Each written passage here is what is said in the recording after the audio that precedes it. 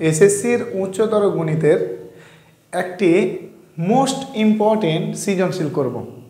উচ্চতর গণিতের এই সৃজনশীলটা খুবই গুরুত্বপূর্ণ এবং আমাদের অসীম ধারার অর্থাৎ উচ্চতর গণিতের সপ্তম অধ্যায়ের এই সৃজনশীল প্রশ্নটা মোস্ট ইম্পর্টেন্ট এবং বোর্ড কোশ্চেনের লক্ষ কোটিবার এই ধরনের প্রশ্ন এসেছে।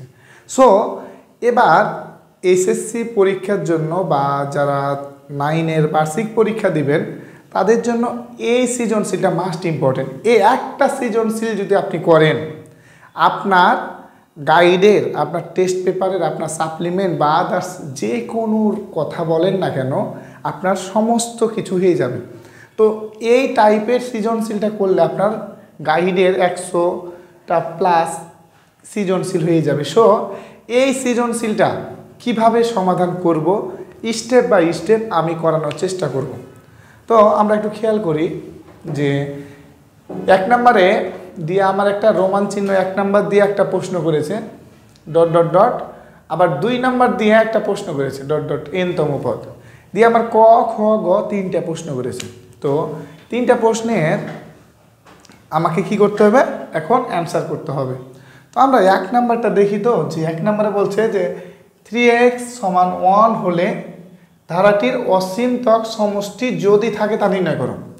তো আমার কোন ধারার এটা প্রশ্ন? 3x = 1। তাহলে 1 নম্বর থেকে আমাকে এই প্রশ্নটা করেছে। তাহলে 1 নম্বর থেকে আমাকে প্রশ্নটা করেছে, তাহলে আমাকে কি করতে হবে, সুন্দরভাবে ক নাম্বার দিয়ে লিখবো যে দেওয়া আছে কি আমার দেওয়া আছে কি দেওয়া আছে 1/3x + 1 প্লাস 1/3x + 1 তার উপর অল স্কয়ার প্লাস 1/3x + 1 তার উপর cube plus dot dot dot. এটা একটা ধারা দেওয়া আছে এবং এই ধারাটার বলেছে 3x = 1। তাহলে 3x = 1 যদি হয়, এটা যদি হয় বা এটা হলে, তাহলে কি হবে 1/3x এর জায়গায় কি হবে 1 হবে। তাহলে 1 + 1 প্লাস 1/1 + 1 তার উপর ঘিরে দেয় স্কোয়ার প্লাস 1/1 + 1 তার উপর ঘিরে দেয় cube plus dot dot dot dot dot. তাহলে সমান 1/1 আর 1 হয়েছে 2 প্লাস 1/1 আর 2 2 এর উপর স্কোয়ার প্লাস 1/1 আর 2 2 এর উপর cube plus dot dot dot dot dot dot. এবার আমাকে সুন্দরভাবে এই প্রশ্নটা কি করতে হবে, সমাধান করতে হবে। তো সমাধান করতে গেলে আমাকে বলেছে কি যে ধারাটির মানে 3x = 1 হলে যে ধারাটা পাবো ওই ধারাটির অসীমতক সমষ্টি নির্ণয় করতে হবে। তো অসীমতক সমষ্টি নির্ণয় করার সূত্রটা হচ্ছে যে আর এর মান অবশ্যই কি হতে হবে, অনেক চেয়ে কি হতে হবে, ছোট হতে হবে। তো আমরা দেখি এই ধারাটার প্রথম পদ কি আছে, এই ধারাটার কি আছে, ধারাটির প্রথম পদ কি আছে, প্রথম পদ a সমান কত 1/2 সাধারণ অনুপাত আর সমান কি আছে 1/2² / 1/2 সমান 1/2² গুণিত 2 সমান 1/2। এবার 1/2 যেহেতু অনেক চেয়ে ছোট, এ মানটা কি অনেক চেয়ে ছোট, তাহলে এটার কি অসীমতক সমষ্টি অবশ্যই আছে। তাহলে আমাকে সুন্দরভাবে লিখতে হবে অসীমতক সমষ্টি সমান তক সমষ্টি s ইনফিনিটি সমান a/1 - r সমান a মানে কত 1/2 / 1 - r মানে 1/2। এখন আমার এই জিনিসটা সমাধান করতে হবে। তাহলে আমি সমাধান করি, সমান নিচে সমান দিব 1/2 তার উপর এটির লসাগু করলে কত হবে 2 লসাগু 2 - 1, তাহলে কি হবে 1/2 ডিভাইড বাই 1/2, তাহলে সমান 1/2 গুণিত উল্টে যায়, তাহলে 2/1, তাহলে 2 কেটে গেল সমান 1, তাহলে 1 হচ্ছে আমার অ্যান্সার। এবার আমরা খ নাম্বার করার চেষ্টা করব। তো খ নাম্বারে কি বলেছে প্রশ্নটা যে x সমান 1 হলে ধারাটির প্রথম 12টি পদের সমষ্টি নির্ণয় করো। তাহলে আমাকে সর্বপ্রথম আগে ধারাটি লিখতে হবে যে কি নাম্বার, আমি করছি খ নাম্বার লিখব যে দেওয়া আছে ধারাটি কি আছে, ধারাটি 1/3x plus 1 plus 1/3x plus 1 তার উপর all square plus 1/3x plus 1 তার উপর cube plus dot dot dot, এটা ধারা দেওয়া আছে। তো আমার প্রশ্নে বলেছে 3x সমান 1 হলে, x সমান কি 1 হলে, তাহলে অতএব x সমান 1 হলে কি বলতে পারি 1/3 into 1 plus 1 plus 1/3 into 1 plus 1 তার উপর স্কয়ার প্লাস 1/3 ইন্টু 1 প্লাস 1 তার উপর square cube plus dot dot dot dot dot সমান 1/3 একে 3 আর একে 4 প্লাস 1/3 একে 3 আর 4 square plus 1/4 cube plus dot dot dot dot dot. এবার এটা হচ্ছে আমার অ্যাকচুয়ালি ধারা। এই ধারাটি থেকে আমাকে কি নির্ণয় করতে বলছে, কি প্রথম 12টি পদের সমষ্টি।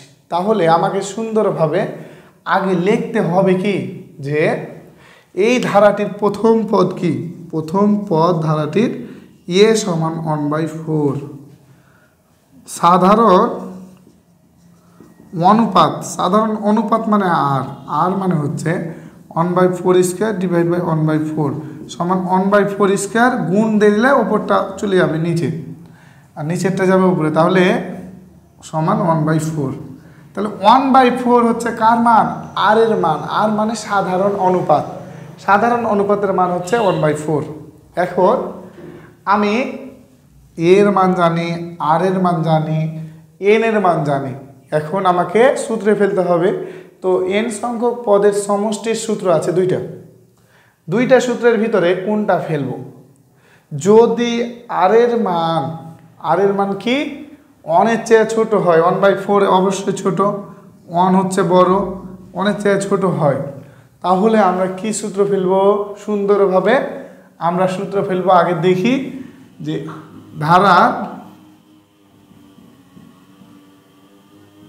n সংখ্যক পদের সমষ্টি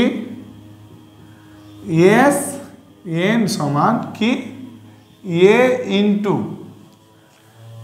এটা হচ্ছে কি ছোট, তাহলে আমাকে কি দিতে হবে, আর এর মানটা হচ্ছে এখানে কি 1/4, আর 1/4 যদি হয় তাহলে অবশ্যই অনেক চেয়ে ছোট, আর অনেক চেয়ে যদি ছোট হয়, অনেক চেয়ে ছোট হলে তাহলে সূত্রটা কি পড়বে, তাহলে সুন্দরভাবে আমরা সূত্রটা লিখব 1 minus r to the power n divide by 1 minus আর।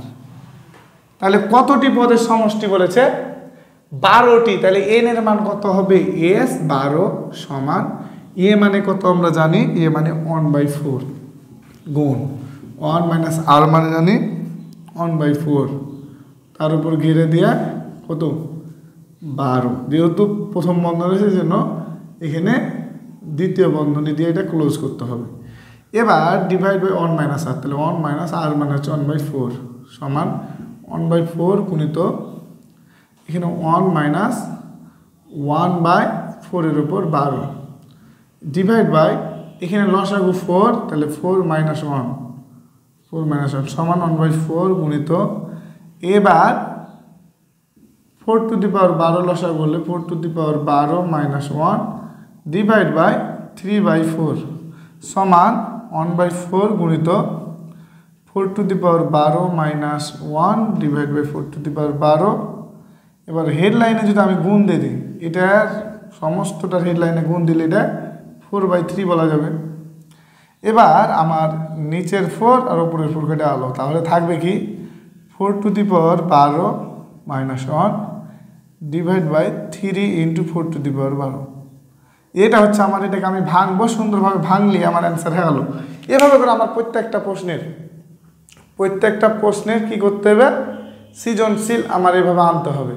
এবং আমি যদি এরকম করে প্রত্যেকটা সৃজনশীলের এভাবে করে আনতে পারি, তাহলে কিন্তু আমার কি অ্যান্সার আনা সম্ভব, এবং অ্যান্সারটা আমি যদি আনতে পারি তাহলে পরীক্ষার খাতায় বেশি মার্ক পাবো, আমি যদি না পারি তাহলে আমার মার্ক কাটা যাবে, আমি মার্ক পাবো না। তো এই টাইপের সৃজনশীলটা বারবার পরীক্ষাতে আসে এবং বারবার এসে থাকে। সো আমরা এটাকে ট্রাই করব, জেনে বুঝে করার চেষ্টা করব। এবং এখন আমাদের আসতে হবে কয় নাম্বার, সৃজনশীলের গ নাম্বার আমরা করার চেষ্টা করব। এবার আমরা সৃজনশীলের গ নাম্বার করার চেষ্টা করব। তো গ নাম্বারে আমার কি বলেছে যে 2 নং ধারাটির n সংখ্যক পদের সমষ্টি, এই যে আছে 2 নংটা 5 + 5 5 + 5 5 5 প্লাস ডট ডট ডট n-তম পদ, এই অঙ্কটা প্রত্যেকটা সৃজনশীলের খ গয়ে আছেই, সেজন্য এই অঙ্কটা আমাকে মনে রাখতে হবে। তো একটা অঙ্ক করলে আপনার অনেকগুলো করা অঙ্ক হয়ে যাবে, সেজন্য আমাদের একটা চিন্তা করতে হবে, আমাদের সুন্দরভাবে যেটা গ নাম্বার আমি লিখব দিয়ে দেওয়া আছে বলে তুলব, দেওয়া আছে বলে আগে আমি তুলব, দেওয়া আছে। তো দেওয়া আছে এখানে আমার একটা জিনিস মাথায় রাখতে হবে, যেটা দেওয়া আছে আমি তুলি 5 + 5 + 5 5 5 plus dot dot dot dot n-তম পদ।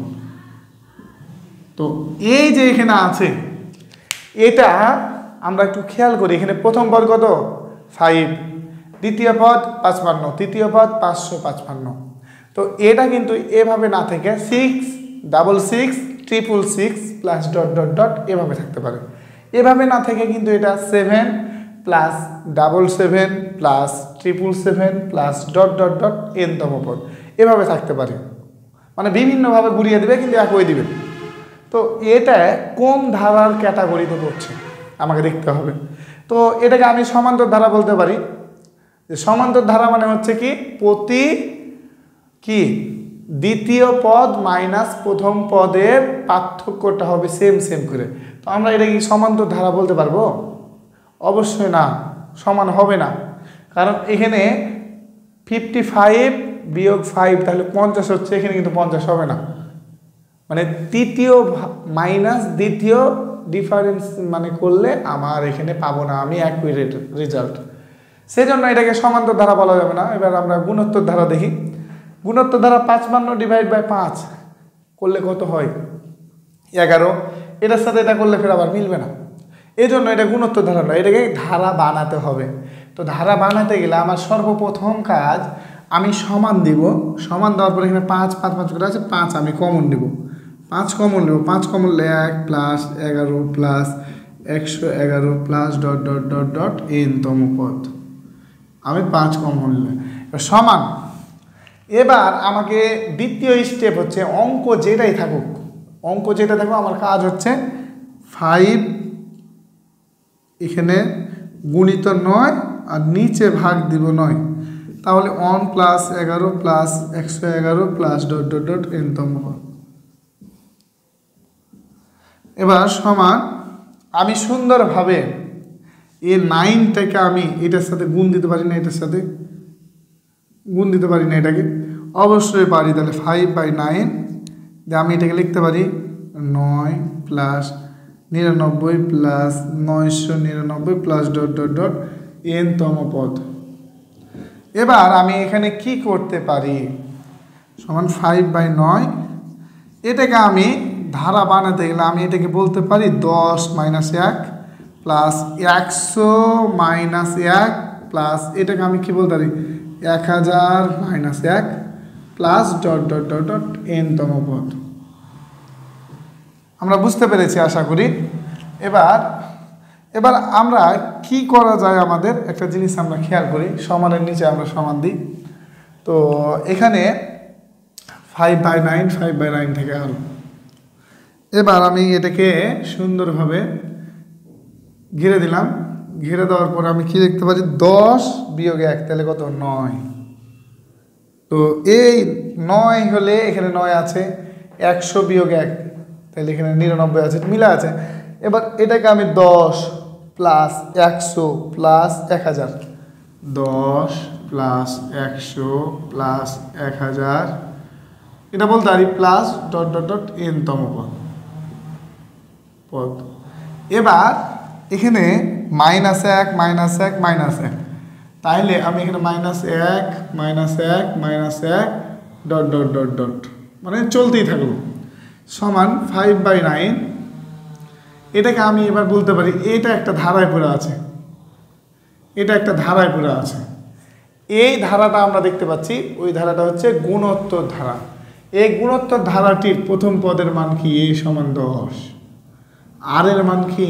আর এর মান হচ্ছে 100/10 সমান 10 হয়েছে। আমরা এটা জানি, তাহলে এর মান জানি, আর এর মান জানি। তো এখানে আর এর মান অনেক চেয়ে ছোট না বড়? অনেক চেয়ে বড়। তাহলে কোনটা সূত্র পড়বে? তাহলে এ সূত্রটা কি? a into r⁻n-1 divide by r-1। এটা তো এ মানে কি? এ মানে এখানে কত? 10। তাহলে 10 বসাবো ইন্টু আর মানে 10, 10-এর উপরে -1 ডিভাইড বাই আর মানে 10 -1 আছে 1। এটা আমি একটা সূত্রে ফেলে দিলাম। যেহেতু প্রথম বন্ধনী আছে, এটা আমি দ্বিতীয় বন্ধনী দিব, এটা আমি দ্বিতীয় বন্ধনী দিব। এবার এখানে -1 করে বাজাতে, এখানে প্লাস, এটাকে আমি ঘিরে দেব 1, এখানে আমি মাইনাস দিলাম, এখানে 1 + 1 + 1 plus dot dot dot dot n-তম পদ বলা যাবে এটাকে শেষ পর্যন্ত। তাহলে ডিভাইড বাই 5/9 10 × 10⁻9 - 1। এটাকে আমি দ্বিতীয় বন্ধনী দিয়ে দেবো, ডিভাইড বাই 10 - 1 সুন্দরভাবে মাইনাস, এটাকে আমি n-তম পদ বলা যাবে, -n-তম। যেহেতু এখানে 1 করে চলতেই থাকলো, সেই জন্য -n বলা যাবে, সমান n সমান 5/9। এটার সাথে এটা আমি যদি গুণ করি, এটার সাথে এটা গুণ করলে 5 × 10 = 50 10⁻n-1 ডিভাইড বাই, এখানে 9 আছে, 10 থেকে একবার 9 9 21 মাইনাস এটার সাথে এটা গুণ করলে, n এর গুণ করলে 5n/9। তাহলে এটাই হচ্ছে আমার অ্যান্সার, আর কিছু করা যাবে না, এটা হচ্ছে অ্যান্সার। এভাবে করে প্রত্যেকটা অঙ্কের সৃজনশীল আমাকে করতে হবে। আমরা যদি এভাবে প্রত্যেকটা সৃজনশীল করতে পারি, তাহলে আমাদের অবশ্যই আমাদের একটা সৃজনশীল আমরা কমন পাবো। এবং মোস্ট ইম্পর্টেন্ট, এটা একটা সৃজনশীল, এবং এই সৃজনশীলটা লক্ষ কোটিবার পরীক্ষাতে এসেছে। সো আপনারা অবশ্যই এটাকে করার ট্রাই করবেন, ইনশাল্লাহ আপনাদের সমস্ত কিছু হয়ে যাবে।